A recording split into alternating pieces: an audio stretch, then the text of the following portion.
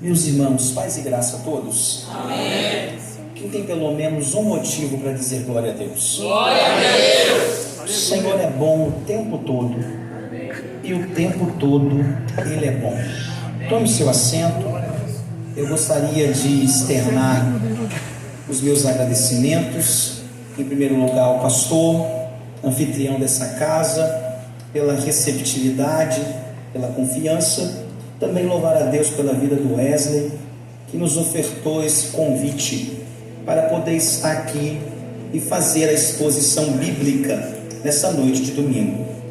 Eu confesso aos irmãos que não estou mais familiarizado em pregar domingo fora da igreja que eu pastoreio.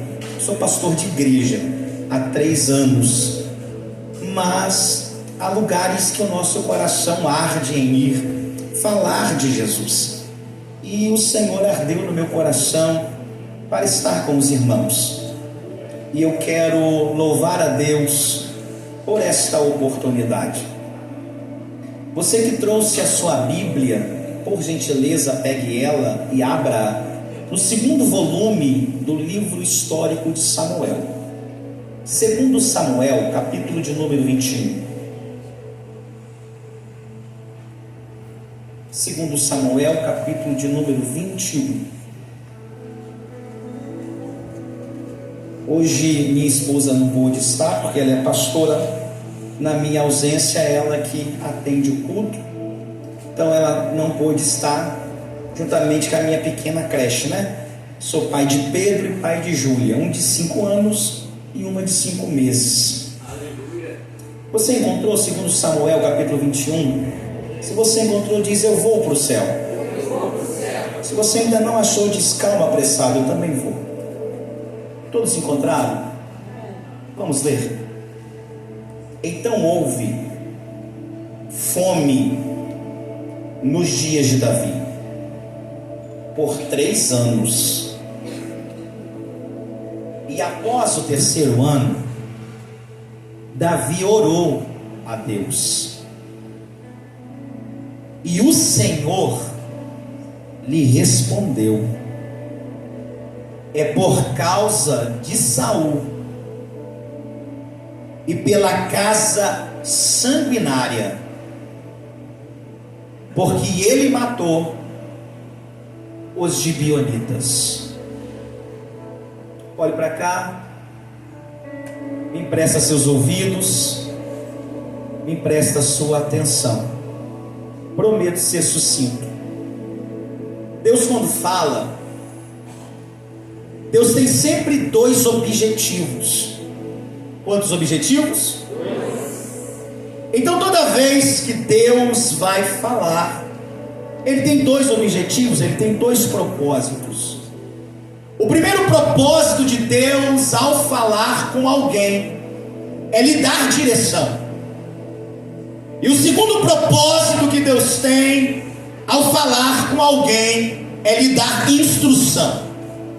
E perceba que instrução e direção são coisas distintas.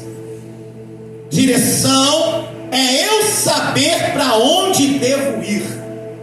E isso é importante. Eu preciso saber para onde vou. Porque para quem não sabe para onde vai, qualquer caminho serve. Mas para quem sabe para onde vai, uma direção é importante. Então Deus, quando fala, Ele dá direção. Por isso Ele é nossa bússola. Mas Deus não apenas fala para onde eu devo ir, Ele também fala o que eu devo fazer quando lá chegar. E isso se chama instrução. Então Deus, quando fala com você, Ele te dá uma direção. Ele vai mostrar para onde você tem que ir. Mas Ele também vai te dar uma instrução. Ele vai falar para você o que você tem que fazer quando lá chegar. E quando eu falo de instrução, eu queria que você entendesse algo.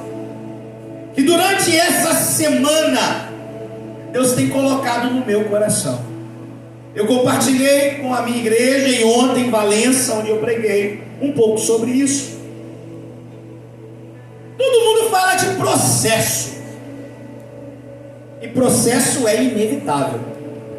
Na nossa vida existem, já existiram e haverão processos. Só que quando eu olho para um processo, eu tento me esquivar dele, eu tento fugir dele. E muitas das vezes, fugindo dos processos, eu peço para que Deus faça milagres. E eu vou te explicar de uma forma bem simples para você pegar. Todo mundo sabe o que é lagarta? Aquele bichinho pequenininho que rasteja. Quem olha o momento da lagarta diz: é do chão. Seu habitat é o chão. Seu lugar é o chão. Mas todos nós sabemos, não precisa ser biólogo, que a lagarta se transforma em... E eu te pergunto, a lagarta precisa de um milagre para voar? Não. Ela precisa de um processo. Tem coisas na sua vida que você está pedindo como se fosse um milagre, mas na verdade é só você enfrentar o processo. Aleluia! Deus me trouxe aqui para dizer para alguém: não é milagre o que vai acontecer na sua vida, é resultado de alguém corajoso que entrou no processo rastejando, mas vai sair voando. Perceba bem, a Bíblia é muito clara. Havia fome na terra. O que é fome? Fome não é apetite. Apetite é quando você está algumas horas sem se alimentar e o seu estômago, numa expressão coloquial, popular, ronca, e vou dizer: estou com fome. Não, isso não é fome. Isso é apetite. Isso é desejo de comer. É desejo de se alimentar. Fome é ausência de alimento. Fome é escassez de recursos. O que é fome, pastor Rodrigo? É você ir na despensa da sua casa, abri-la e ela está vazia. O que é fome, pastor Rodrigo? É você ir no mercado e as prateleiras, as gôndolas do mercado estarem vazias. É você olhar para o curral e não ter no curral vacas. Isso é fome. É você olhar para as hortas e não tem nenhuma hortaliça ali. É você olhar para as plantas e não ter nelas nenhum fruto. Isso é fome. E a Bíblia está dizendo que há uma fome. A fome eu vejo na terra. Fome vista na terra é efeito, mas esse efeito possui uma causa. E qual é a causa? Um céu fechado. Permita eu fazer você entender que a planta não produz fruto porque não tem nutriente na terra. Terra seca, ausência de água. Que o gado não se alimenta, por isso ele morre. E morre porque não tem pastagem, ausência de água. O efeito fome eu vejo na terra, mas a causa da fome é um céu fechado. Então perceba que Deus nunca vai tratar o efeito sem resolver primeiro a causa.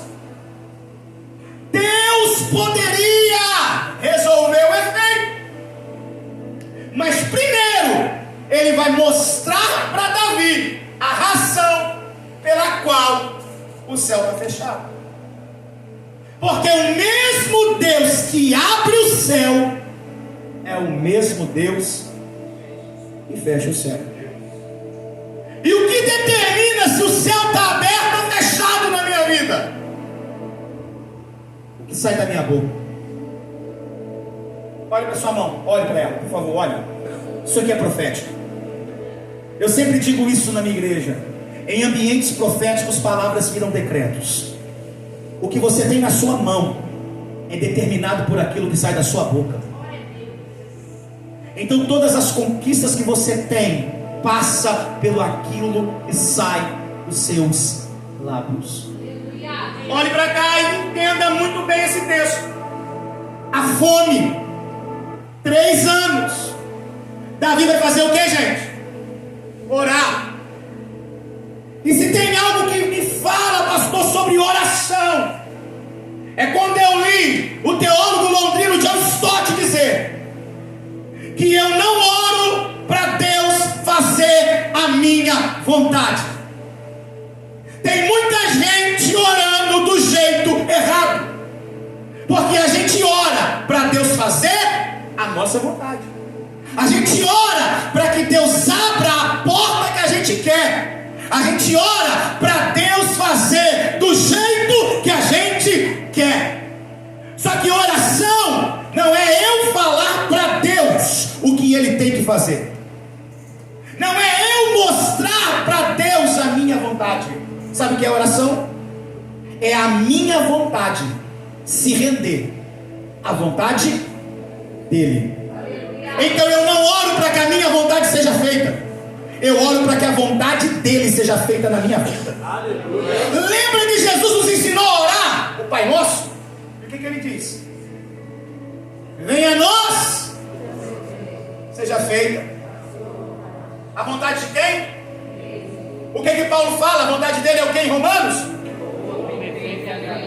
Eu gosto de pregar para a igreja bíblica. Boa, perfeita e agradável. Então quando eu oro, eu estou dizendo para Deus: Deus, não faz a minha vontade. Deus, faça a sua vontade. Davi ora, apresenta uma causa a Deus, e Deus vai dar para ele, sabe o quê? Uma resposta. E aí eu preciso te dizer isso: nem sempre Deus vai te dar a resposta que você quer, mas Ele vai sempre te dar a resposta que você precisa. Quantas vezes você esperou um sim e Ele disse não? Quantas vezes você achou que Ele falaria não e Ele disse sim? Porque Deus não vai corresponder à expectativa que está no teu coração, mas Deus vai responder segundo o propósito que Ele estabeleceu na eternidade. Então existem respostas que a gente nunca quis ouvir de Deus, e mesmo assim Ele falou com a gente. E aí Deus vai falar assim: Davi, sabe por que você está passando por esse período de fome? Por causa de Saul. Por causa de quem, gente? Saul já não está mais lá. Saul já está morto, já está deposto. Mas por causa de um ato de Saul, o que o Senhor fez? Fechou o céu. Então uma atitude de Saul fez Deus fechar o céu. Qual atitude? Violência. Contra quem? Gibeonitas. Quem é esse povo? Aonde a Bíblia fala dos gibeonitas? Qual a importância deles para Israel? Vamos ler a Bíblia? Livro histórico de Josué, capítulo 9. O povo de Israel atravessa o Jordão e Arrim, aquele que desce. Após atravessar o Jordão, começou o desafio. Qual o desafio? Destronar 17 reis cananeus. A terra prometida, ela era dominada por 17 monarcas, 17 reis, 17 cidades cananeias. O povo atravessa. Primeiro desafio: Jericó. Jericó é implodida. O povo passa por cima. Raabe é salva. Cidade de Ai, cidade pequena, mas derrota o povo por causa do pecado de Acã. O povo então ora, Deus revela ao líder a causa, é arrancado o anátema do meio deles, o povo vence Ai. Nessa altura, a fama de Israel já estava sendo espalhada por todas as cidades cananeias. Venceram Jericó, venceram Ai. De 17, faltam 15. Era apenas o início da grande conquista da terra prometida.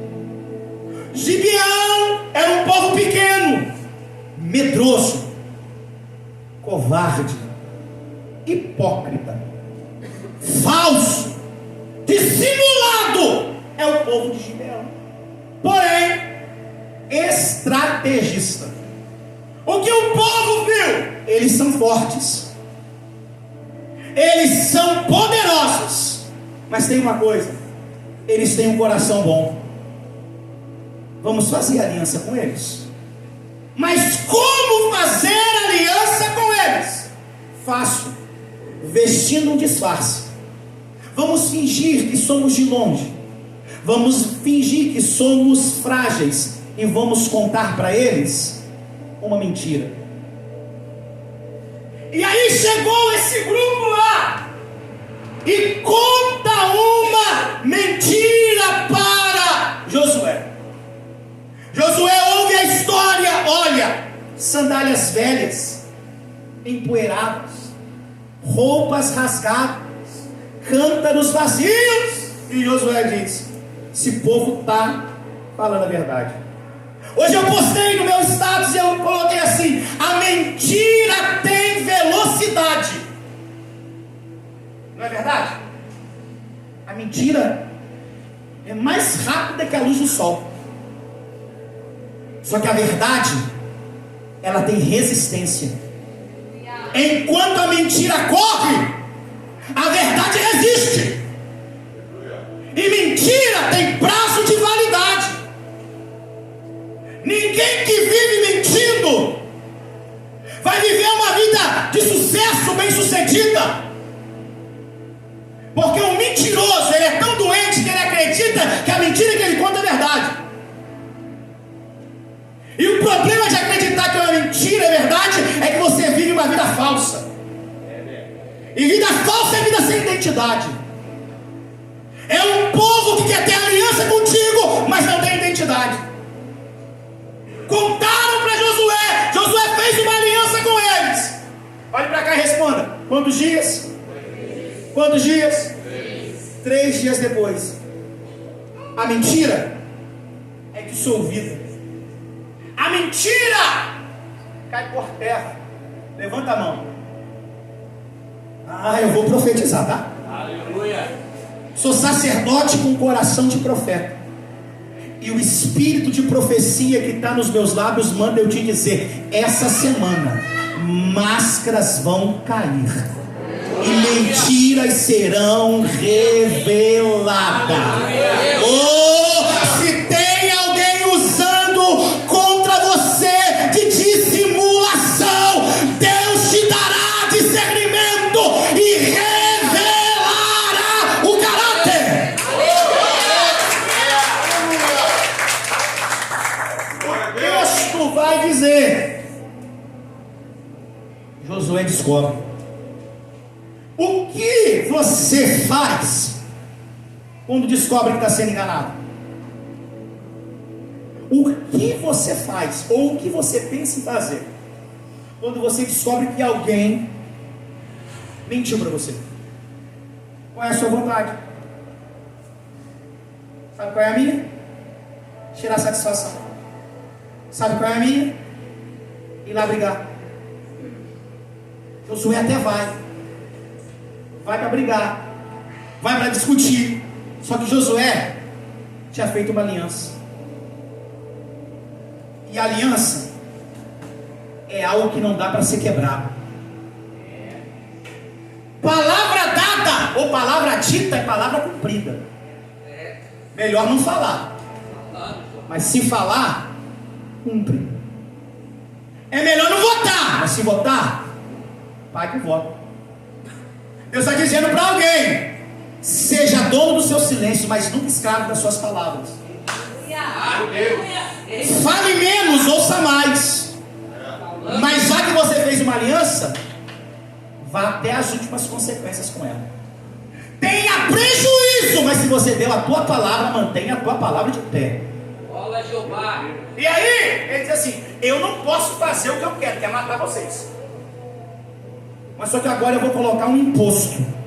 Vamos lá? Bíblia, Josué 9:27. E naquele dia, Josué fez deles cortadores de lenha e tiradores de água para a congregação. E para o quê? Altar do Senhor.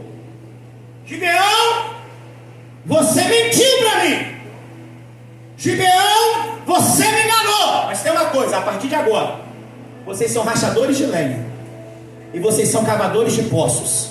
A lenha que vocês racharem vai para o altar, e a água que vocês trouxerem vai para o altar. O que é isso? Uma aliança fundamentada na mentira, mas que Deus transformou em uma oportunidade de serviço para os gibeonitas, porque eles não servem ao homem, eles servem ao altar. Quem é dono do altar? O Eterno. Então, a partir daquele dia, os levitas não têm mais a preocupação de rachar lenha. Não, quem racha é Gibeão. Os levitas não têm mais preocupação em cavar poços e trazerem água à superfície, porque quem faz isso? Gibeão. Desde os tempos de Josué, Gibeão cava poço, racha lenha. O tempo vai passando, Josué passa, período teocrático, 350 anos, no livro dos Juízes, 13 líderes se levantam e começa o período monárquico. Saul, da tribo de Benjamim, primeiro rei de Israel. Ele começa a reinar, mas por causa da desobediência, por causa de quê? Perde o reinado. Tinha trono, mas não tinha unção. Tinha coroa, mas não tinha autoridade. Tinha cetro, mas não tinha mais bondade. Tem muita gente que ainda ocupa lugares de honra, que ainda estão em algumas posições, mas só que Deus está dizendo: fica tranquilo, fruto podre cai sozinho. É ruim de dar glória, né? Aí chama pastor para pregar, gente. Tem que chamar itinerante, não é pastor para pregar. Deus está dizendo: fruto podre cai sozinho. Tem hora que a gente sabe de cada coisa, né? Que dá vontade de pegar uma pedra. Eu vou arrancar esse fruto de lá. Deus diz: não. Eu tiro. Aleluia. Fruto podre cai sozinho. Só não se contamine com o pecado dos outros, porque essa vontade de fazer justiça pode esconder um desvio do seu caráter. O que eu mais estou ensinando na minha igreja é: já viu alguém que vai para o altar para alfinetar ou falar de pecado? Geralmente é a área que ele tem fraqueza. Geralmente é a área que ele tem vontade de pecar, mas não tem coragem. E que bom que não tem coragem ainda, porque o dia que tiver a coragem, perdeu o temor. E se perdeu o temor, perdeu tudo. Olhe para cá e ouça com atenção. A Bíblia vai dizer que Saul perde a unção e Deus vai levantar um outro homem no lugar dele. Só que esse homem é Davi. Quem é Davi, gente? 8º filho de Jessé. lá em Belém, num pastozinho, cuidando de ovelhas malhadas. E aí esse menino recebe a unção, você sabe disso? Só que a unção dele não é um avião a jato para chegar no palácio ser rei. Quantas palavras você já recebeu? E você continua na mesma casa, você continua no mesmo trabalho, e você continua na sua mesma rotina. Só que o problema é que você recebe a palavra, cria uma expectativa tão grande e faz uma perspectiva de que as coisas vão ser tão rápidas na sua vida, que está passando um leão do teu lado e você não mata, está passando urso do teu lado e você não mata. E o mais engraçado é que você não tem sensibilidade. E por que não tem sensibilidade? Quais são os inimigos número 1 da ovelha? Lobo, serpente e mosca. Esses são os inimigos da ovelha. Urso e leão dificilmente atacam a ovelha. Só que Deus está dizendo, você está tão preocupado em matar gigante que você não está treinando, matando o leão e matando o urso. Está na hora de você começar a fazer um filtro e ter uma perspectiva macro do que está acontecendo à sua volta. Tem oportunidades passando e indo embora, e oportunidades perdidas não voltam atrás. Vai atrás desse leão e mata ele. Vai atrás desse urso e agarra ele, porque eles são capacitação para o gigante enfrentar. Vença leões e urso no particular, para você vencer diante de um público gigante. O problema é que a gente quer matar em público, mas não quer vencer no privado. Quer ser usado em público, mas não quer se santificar no privado. Vive uma vida depravada, vive uma vida de pecado sem santidade, mas quando sobe no altar, quando pega o microfone, quer mostrar espiritualidade, quer mostrar unção. Mas o Senhor me trouxe aqui como profeta para dizer para alguém: é tempo de você se consertar. Primeiro vai ter uma vida de santidade no privado, para depois ter uma vida de autoridade em público. Não precisa gravar a mensagem toda não, mas é santidade no privado para ter autoridade em público. Lá na igreja eu falo, anota aí para não esquecer depois. O pastor esquece, ele prega e depois ele esquece o que ele fala. Mas é isso que Deus está dizendo: mata leão, mata urso, te capacita para matar gigante. Deixa eu correr porque já é 8h30. Eu nem comecei a pregar ainda, estou só na introdução. E aí o texto vai dizer que quando ele vai levar pão, o que ele vai levar para os irmãos, gente? Pão. Vou repetir de novo. Ele vai levar pão. Para quem? Que irmãos, hein? Dá vontade de levar um veneno, né? Eu sei que dá vontade, gente. Acha que isso aqui não tem carne também, não tem sangue? Dá vontade. Porque tem irmão que é só Jesus. Mas ainda bem que é só Jesus. Porque Jesus dá jeito nos irmãos. Ele está levando um pão. E quando ele chega com um pão, o miserável ainda vai tratar ele mal. Você está disposto a servir quem te maltrata? Se você não está disposto a servir quem te maltrata, você não está apto para sentar na mesa com o rei. Porque dar pão para quem me dá manteiga é fácil. Dar pão para quem me serve café é fácil. Eu tenho que dar pão para quem vira a cara para mim. Eu tenho que dar pão para quem desfaz da minha presença. Eu tenho que dar pão para quem vira o rosto para mim quando eu chego. Eu tenho que dar pão para quem tenta me diminuir com as suas palavras. Mas tem uma coisa: ninguém vai diminuir quem eu sou com as palavras dele, porque eu não sou fruto do que falo, eu sou fruto do que Deus gerou na eternidade. Vai para cá, o texto é claro. Leva pão, aí chega o gigante, afronta o povo. E o que acontece? No meio daquela afronta, nós vai dizer: peraí, quem que é esse incircunciso aí? Quem que é esse homem aí para afrontar? Aí o que acontece? Davi vai dizer assim: ninguém vai lutar? Peraí, deixa eu te fazer uma pergunta. o que se dará ao homem que venceu o gigante? Traduzindo, Tiago Brunet, tá bom? A revelação da recompensa alivia a dor do processo. Apóstolo Joel, a visão da chegada alivia a caminhada. Você está querendo dizer, pastor, Davi está falando assim: eu não estou preocupado com o tamanho do gigante, eu não estou preocupado com a arma do gigante, eu quero saber o que eu vou ganhar se eu vencer ele. Por quê? Porque a recompensa me motiva. Deus é assim. Quando Deus falou para você uma promessa, o que Ele te apresentou? O lugar que você ia chegar, não é verdade? Ele te mostrou o caminho que você ia passar para chegar no lugar? Por quê? Porque se Ele mostra o caminho, você não vai.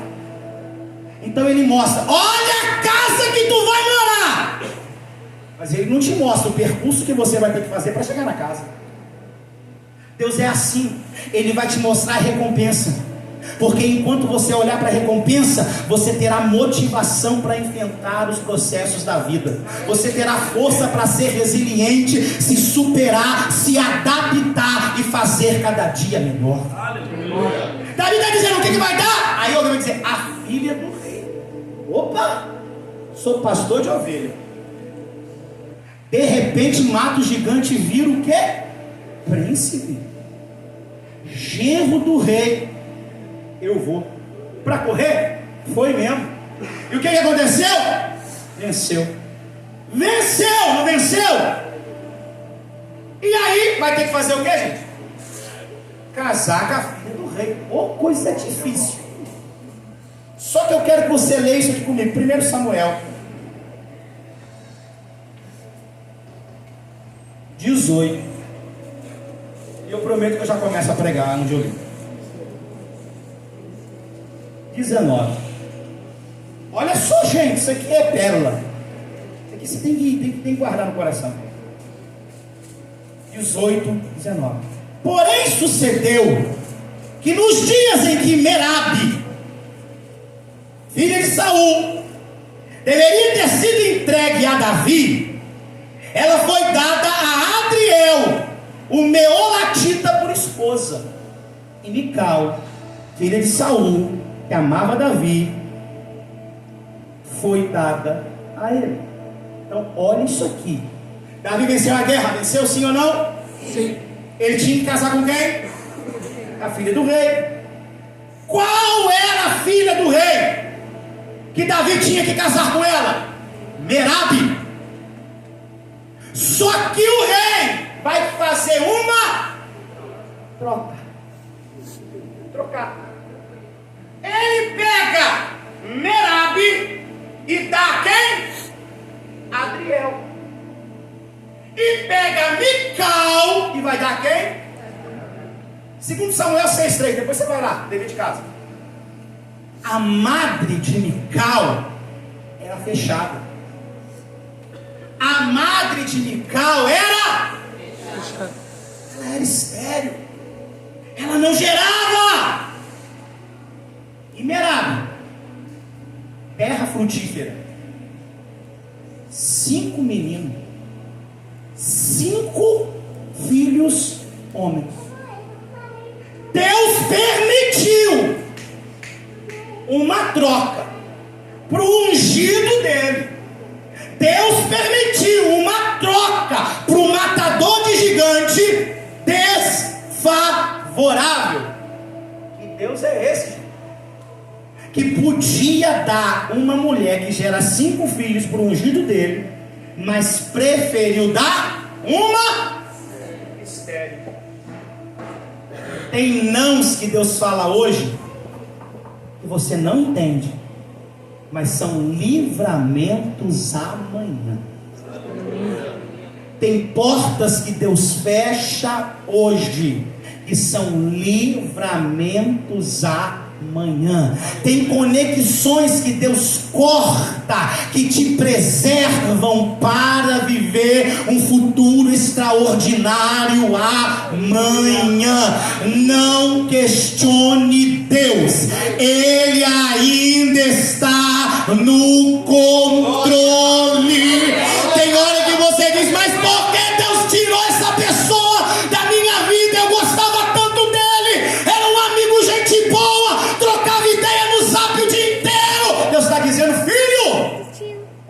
abençoar, eu te aproximo pessoas. Mas quando eu quero te livrar, eu afasto pessoas. Deus aproxima a gente, Deus afasta a gente, mas quem faz esse fluxo é Deus. É Ele que conecta, é Ele que desconecta. E Deus está dizendo: talvez você recebeu de Deus uma troca desfavorável, mas não questione. Você está vivendo o capítulo 18.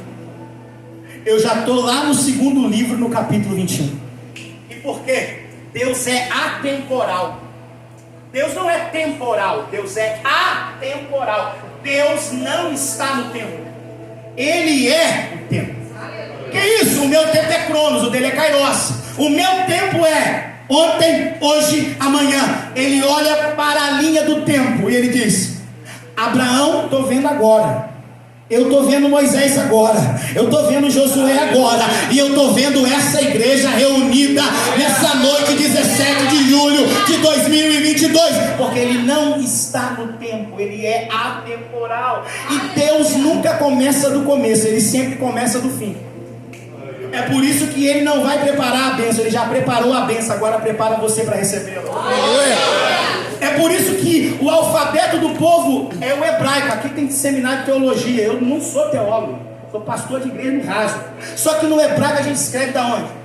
Direita para esquerda, de trás para frente. Deus está dizendo: filho, eu já estou aqui no final dizendo: eu já abri tudo, vem. Ah, eu estou vendo muralha, hein? Eu já estou atrás da muralha, vem, rapaz. Ah, eu não estou vendo nada, pode vir, eu estou atrás da muralha.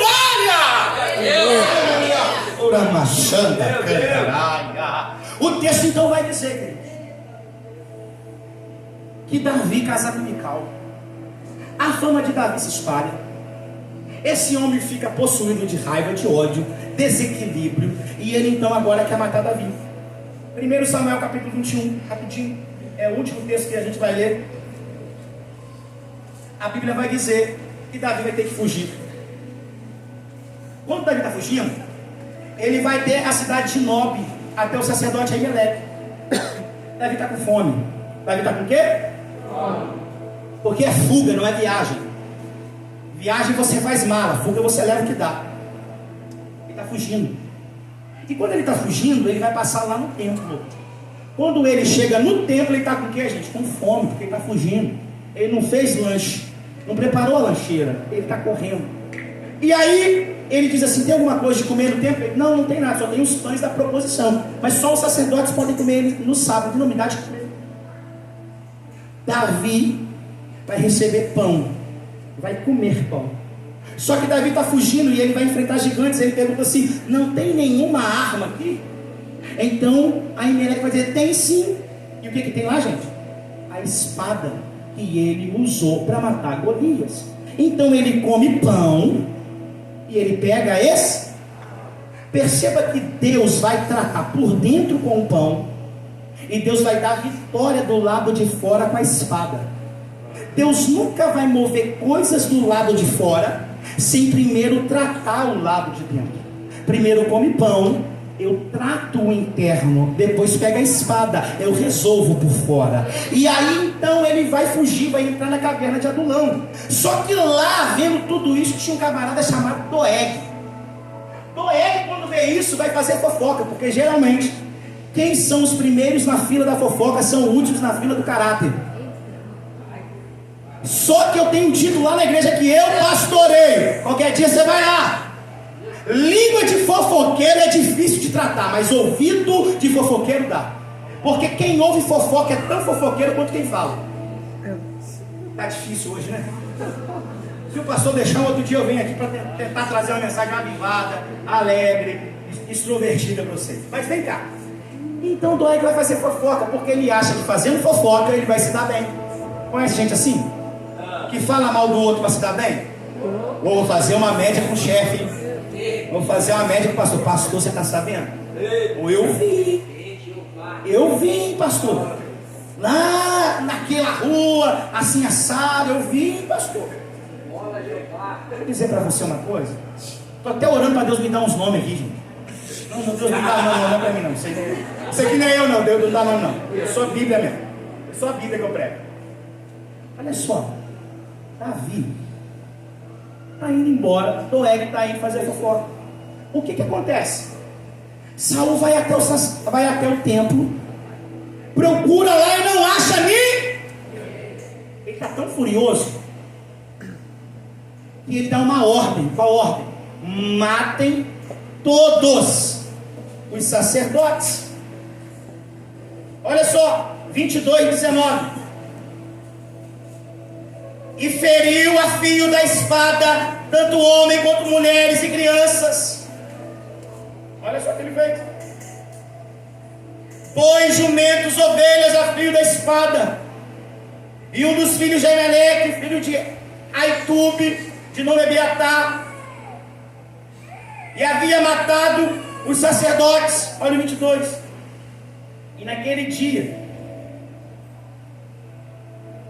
quando Doeg, o edomita, ali esteve, ele seguramente mataria todos. Olha só, ele mata quem, gente? Crianças, mulheres, animais. A Bíblia vai dizer, só você ler, que ele mata 85 sacerdotes.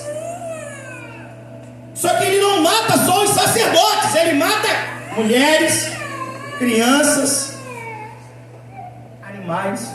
Aí eu te pergunto uma coisa: quem abastecia o altar com lenha? Quem abastecia o altar com água? Quem? Os gibeonitas. Só que Josué tinha feito o quê? E o que Saul está fazendo aqui? Quebrando a aliança, quebrando o princípio. Protocolo se quebra, princípio se mantém. A igreja pode modernizar, tem luzes, tem data show, tem grupo de WhatsApp, isso é modernização, mas mundanização não. O certo continua certo, o errado continua errado, e princípio continua princípio. O texto está nos mostrando que ele está quebrando o quê? Uma aliança. Josué dizia: eu não mato. Saul foi lá e o que Deus fez? Capítulo 21 de 2 Samuel. Chegamos lá, conseguimos. Fechou o céu. Por que o céu está fechado? Quebra de aliança, consequência, resultado de uma má escolha. O que o céu está dizendo? Você tem conservado as alianças que você faz? Uma frase que me acompanha é: gratidão não tem prazo de validade. Pode passar o tempo que for, quem é grato, e quem é ingrato, é ingrato. E todo ingrato, Mark Antony vai dizer isso, todo ingrato tem amnésia, porque a amnésia é a vitamina que alimenta o mau caráter dos ingratos. Ouça-me, quebrou a aliança, o céu fechou. Davi agora vai ter que fazer o quê? Restaurar a aliança. A gente pagar pelos erros que comete é difícil. Agora imagine querer consertar o erro dos outros. E vai lá, Davi: Gibeão, o que eu posso fazer por você? Porque o céu está fechado e Deus falou que é por causa de Saul, por causa da maldade. Olha só o que Gibeão vai pedir: a gente quer 7. Quantos? 7. Pergunto de novo: quantos? 7. Fica ligado, porque aqui está a mensagem. Quantos? 7. Descendentes de Saul. Procura na árvore genealógica de Saul. Eu quero 7 descendentes dele, porque nós vamos matá-los, nós vamos crucificá-los. E sendo assim, a aliança está mantida. Tome muito cuidado com aquilo que você critica. E por quê? Porque você vai ser tentado a se tornar aquilo que você critica. Lembra de Samuel? Falou demais da casa de Eli, falou demais de Ofni e Finéias. Foi um grande homem, mas a sua casa foi tão má ou tão ruim quanto a casa de Eli. A gente gosta muito de falar dos outros. Cuidado, hein? A vida vai tentar você a se tornar aquilo que você critica. E por que você diz isso? Ele precisa de quantos? 7. Ele achou 2 muito rápido. Filhos de uma concubina egípcia chamada Rispa. Achou 2. Está faltando quantos? 5. E aí, por causa de uma quebra de aliança, o céu está fechado, não é? Ele está procurando quem, gente? Descendentes de Saul. Mas não tinham descendente de Saul na mesa dele. Capítulo 9 de 2 Samuel. Lodeba. Nunca mais quem é?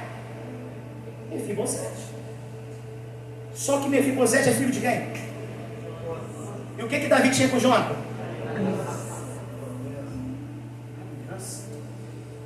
Então ele poderia criticar Saul, porque Saul quebrou uma. Mas ele está sendo tentado agora a fazer o quê? Quebrar a aliança.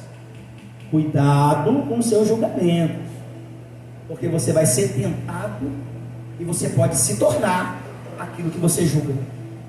E aí ele diz: não, peraí, eu não sou Saul, eu não vou quebrar a minha aliança. Então eu tenho que achar quantos? Já achou 2, não é? Opa! Você está comigo ainda? É 5 minutos eu termino, prometo. Fechei a Bíblia. Falta quantos? 5. Nossa, se você não pegar, eu não volto aqui mais. Mical tinha filhos? E Merab? Tinha quantos? 5. Jura? Tem certeza? Está na Bíblia mesmo?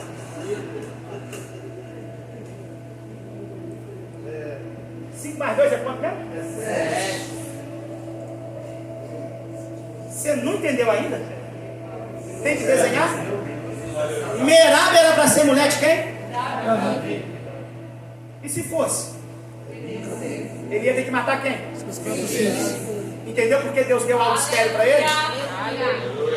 Entendeu por que Deus não deu para ele uma mulher fértil para livrá-lo de ter que matar os próprios filhos no futuro? Essa volta toda, devo estar falando 50 minutos só para dizer isso para você, né? Podia resumir, falar rapidinho, né? Contou um monte de história, deu um monte de volta para dizer para você, filho, Deus ainda tem o controle. Aleluia! Não questione o que Ele está fazendo. Não questione o que Ele está fazendo. O Ministério de Louvor já pode subir aqui para me ajudar? Aleluia. O texto está dizendo para mim e para você. Davi, eu não te dei lá, porque senão você ia ter que matar aqui. O céu está dizendo assim: tem coisas que foram livramentos, não foram perdas. Tem nãos que foram soluções de problemas trágicos amanhã.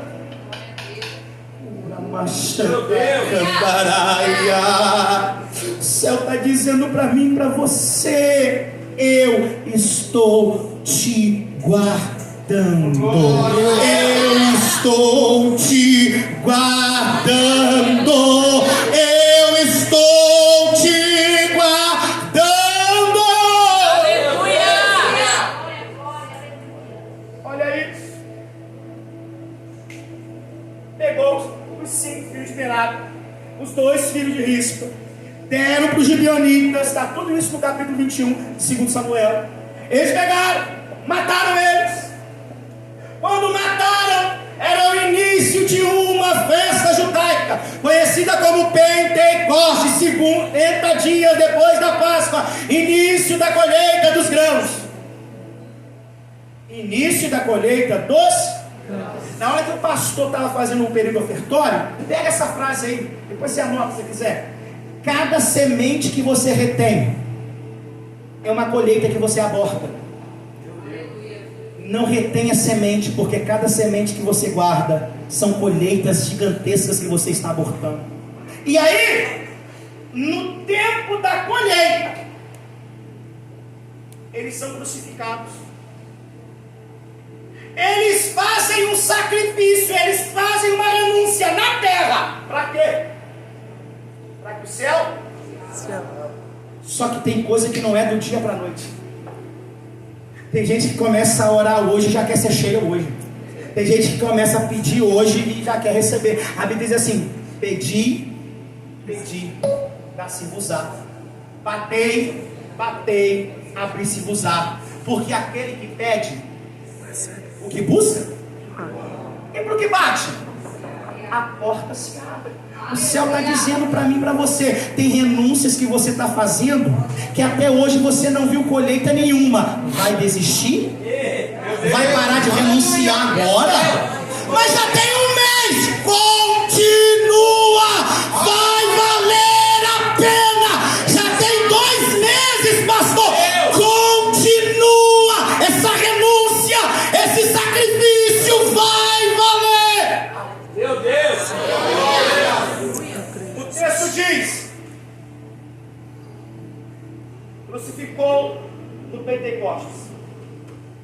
Rispa vai lá com pano de silício. Isso aí é outra coisa. Mensagem do Dia das Mães.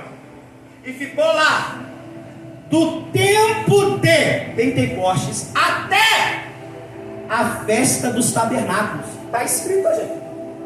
Alguém fala: não, pastor, é profundo. Não, é só você ler a Bíblia. Não sou profundo não, só estou falando que está escrito ali. Para a gente não ler, eu estou resumindo para você. E aí, do tempo de Pentecostes até o tempo de tabernáculo, são 5 meses. E o que é o tabernáculo? O início da semeadura. Só que o que prepara a terra para receber a semente?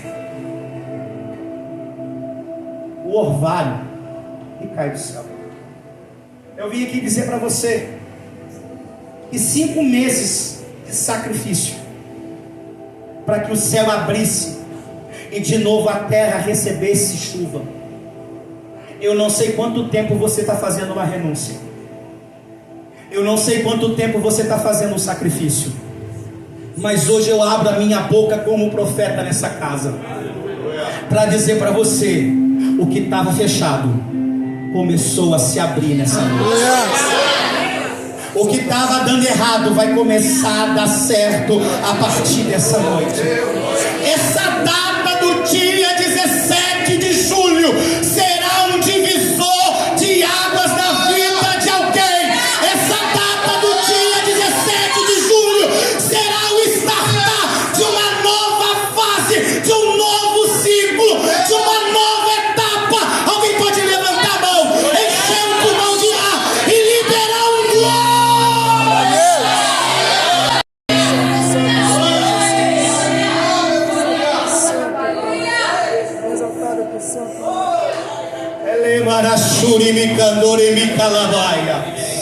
Meu Deus! O céu está dizendo para alguém: hoje, estou sem a chave do meu carro de carona, eu gosto de usar ela. É um virar de chave para você. Uma chave está sendo virada. Quando você chegar lá na tua casa, você vai colocar a tua chave na porta, vai virar. Por quê? Porque se não virar a chave, a porta não abre. Quando você chegar ali no teu carro, você vai ter que virar a chave para que a ignição gere centelha no motor, haja combustão e o carro se mova. Se não virar a chave, o carro não anda. Deus está dizendo: eu estou virando uma chave aqui. Ai, vai começar a andar, vai estar parado. Vai começar a se mover. Essa noite de domingo é uma noite profética. Os céus estão sendo abertos.